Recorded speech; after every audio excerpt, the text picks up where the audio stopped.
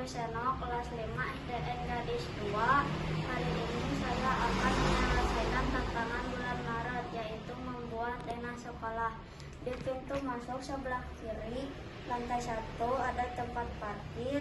Kelas 1 SDN Gadis 1, kelas 2 SDN Gadis 1, kelas 3 SDN Gadis 1. Dan di sebelahnya ada toilet, ruang kepala sekolah, ruang guru, dan UKS.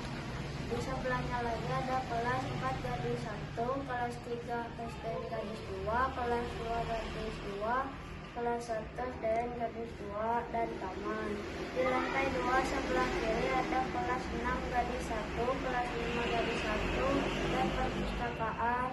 Di sebelahnya lagi ada aula, pojok baca, kelas 4 Gadis 2, kelas 5 Gadis 2, dan kelas 6 Gadis 2. Sekian presentasi yang saya berikan. Wassalamualaikum warahmatullahi wabarakatuh.